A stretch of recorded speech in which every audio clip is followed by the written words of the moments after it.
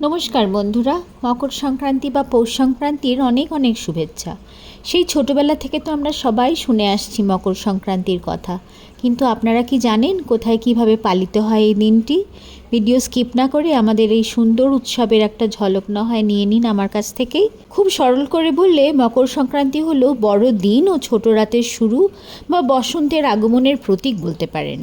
এই দিন থেকেই সূর্যের উত্তরায়ণের সূচনা হয়, আর পুরো শীতকাল আমাদের আরামে রাখার জন্য সূর্য দেবতাকে তো থ্যাংক ইউ বলতেই হয়। ভারতের বিভিন্ন রাজ্যে নানা নামে পালিত হলেও সার একটাই, সূর্য দেবতার উপাসনা আর দান। মকর সংক্রান্তিতে দান করলে নাকি চিরস্থায়ী কল্যাণ বয়ে আনে। কৃষকরা ভালো ফসলের জন্য প্রকৃতি ও সূর্যকে ধন্যবাদ জানায়। মকর সংক্রান্তি তিথির গুরুত্ব বৃদ্ধির আরও একটি কারণ হলো এই দিন গঙ্গা দেবীর আবির্ভাব হয়।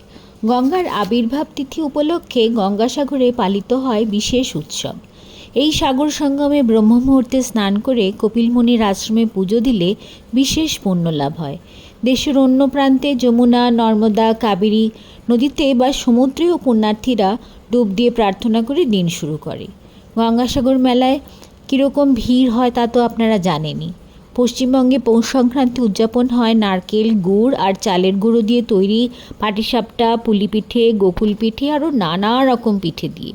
পিঠে আর গুড় এই উৎসবের সঙ্গে অঙ্গাঙ্গিভাবে জড়িত, যদিও কিছু কিছু আলাদা নিয়ম বা খাওয়া দাওয়া তো আছেই। ফসল কেটে ঘরে তোলা হয় যে সারা দেশ জুড়ে, চালের গুঁড়ো তো থাকবেই। আবার এই দিন বাঁকুড়া, পুরুলিয়া সংলগ্ন এলাকায় টুসু পুজোও হয়। জায়গায় জায়গায় অনেক মেলাও বসে। পুরীর জগন্নাথ মন্দিরে ভগবান জগন্নাথ, বলরাম, সুভদ্রাকে মকর চুরাশি বেশে সাজিয়ে স্পেশাল মুকুট পরিয়ে মকর চুরাশি ভোগ নিবেদন করা হয়। এই মকর চুরাশি বা মকরা চাউল, যা নতুন চালের সঙ্গে গুড়, নারকেল, পনির, আদা, গোলমরিচ এবং টাটকা ফল মিশিয়ে বানানো হয়। এটাই মকর সংক্রান্তির প্রধান খাদ্য, যা দেবতাদের এবং জগন্নাথকে অর্পণ করা হয়। এছাড়াও পিঠে, তিলগুড়ের মিষ্টি, দই চিড়ে খিচুড়িও খাওয়া হয়। বিহারে মকর সংক্রান্তিকে বলে দই চিড়া, আর এটাই হলো প্রধান খাবার।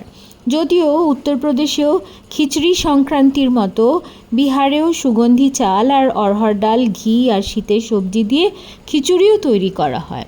ইউপিতে সেটা প্রধান হলেও বিহারে নয়।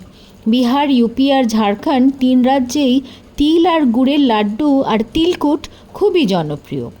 আসামে মকর সংক্রান্তি মাঘ বিহু বা ভোগালী বিহু বলে সেলিব্রেট করা হয়। বিহুর আগের রাতে মানে উরুকার দিনে ভেলাঘর বানিয়ে মেজি বা আগুন লাগানো হয়। ভোরবেলায় মেজি দেখতে আসার সময় চাল, ডাল, ঘি, পিঠা সূর্য দেবতার জন্য নিয়ে আসে গ্রামবাসীরা। যদিও বড়া চাউল মানে স্টিকি রাইস আর কোমল চাউল মানে সফট রাইস খাওয়া হয় ব্রেকফাস্টে, সব থেকে ফেমাস হলো বাঁশের ভেতরে তৈরি সুঙ্গা পিঠা। পাঞ্জাবের মাঘী সংক্রান্ত, হরিয়ানার সংক্রান্ত পালন করা শুরু হয়ে যায় লোহড়ি থেকেই। মকর সংক্রান্তির একদিন আগে থেকে, ঠিক যেমন দোলের সময় ন্যাড়াপোড়া করা হয়, লোহড়িতেও বনফায়ার হয়। রেভরি তিল আর গুড় দিয়ে তৈরি হয়। ভুট্টা আর বাদাম প্রসাদ হিসাবে দেওয়া হয়, আর গুড়ের রুটি, মাক্কি রুটি খাওয়া হয়। রাজস্থান আর গুজরাটে খুব উৎসাহের সঙ্গে মকর সংক্রান্তি সেলিব্রেট করা হয়। রঙিন ঘুড়ির লড়াই দেখার জন্য সবাই অপেক্ষা করে থাকে। গুজরাটে ওন্ধিউ এক ধরনের ট্র্যাডিশনাল শুকনো সবজি, যা লুচি বা পুরির সঙ্গে খাওয়া হয়, সেটা বানানো হয়। আর জিলিপি আর তিলগুড় তো আছেই। রাজস্থানে আবার গাজক তিল আর গুড় দিয়েও তৈরি। দই চিড়ে সেটা উৎসাহের সঙ্গে খাওয়া হয়। মহারাষ্ট্রের অন্যতম প্রধান ঐতিহ্য হলো তিল এবং গুলের লাড্ডু মানে গুড়ি, যা বন্ধুবান্ধব এবং পরিবারের মধ্যে ঐক্য, ভালোবাসা ও সদিচ্ছার প্রতীক। মহিলাদের জন্য আবার হলদি কুমকুম রসম অনুষ্ঠিত হয়। তিলগুড় দিয়ে তারা বলে থাকেন তিলগুড় ঘিয়া গোড় গোড় বোলা। এছাড়াও পুরানপোলি, পিঠি গোল, লাড্ডু তো আছেই। দক্ষিণ ভারতে, বিশেষ করে তামিলনাড়ুতে পোঙ্গল খুব ধুমধাম করে অনুষ্ঠিত হয়, তাও 4 দিন ধরে। প্রথম দিনকে বলা হয় ভোগী, আগুন জ্বালিয়ে পুজোর সূচনা হয়। দ্বিতীয় দিন হলো সূর্যা পোঙ্গল, চাল আর গুড় দিয়ে সাকারাই পোঙ্গল তৈরি করা হয়। সাকারাই পোঙ্গলে চাল, মুগ ডাল, গুড়, ঘি, ড্রাই ফ্রুটস, এলাচ দেওয়া হয় আর সূর্য দেবতাকে নিবেদন করা হয়। তৃতীয় দিনে মাট্টু পোঙ্গল মানে পশু পাখির পুজো করা হয়। আর লাস্ট দিন কানুম পোঙ্গল হলো আনন্দের উৎসব। সেদিন আত্মীয় স্বজনের বাড়িতে যাওয়া হয়, খাওয়া দাওয়া হয়, সব কিছুই। কর্ণাটকাতে মকর সংক্রান্তি ইলুভেল্লা নামে পরিচিত। ইলুভেল্লাই প্রধান খাবার, যা তিল, গুড়, চিনেবাদাম, শুকনো নারকেল এবং ছোলার ডাল মিশিয়ে তৈরি করা হয় এবং শুভ কামনা জানিয়ে অন্যদেরকে বিতরণ করা হয়। ইলুভেল্লার সাথে সাকারে আচ্চু, নানা ধরনের মিষ্টিও দেওয়া হয়। এছাড়াও পোঙ্গল, উবাট্টু, আওয়ারেখাই ভাত, এলুয়ান্ডু প্রচুর আছে। মকর সংক্রান্তি কেরালাতেও পালন করা হয় মাকারাভিলাক্কু নামে। এই নামকরণের পেছনে কারণ হলো আয়াপ্পান দেবতার ভক্তরা এই দিন শবরীমালা মন্দিরে যজ্ঞের আগুন মানে মকরাভিলাক্কু দেখা খুবই শুভ মনে করেন। এখানেও প্রধান খাবার তামিলনাড়ুর মতোই সাকারাই পোঙ্গল। এছাড়া তিলের লাড্ডু, সাবুদানা বড়া, কিছু ভাজাভুজি, খিচুড়িও খাওয়া হয়। মকর সংক্রান্তির কিছুটা ঝলক আপনারা পেলেন। সবাই এখন খুবই ব্যস্ত।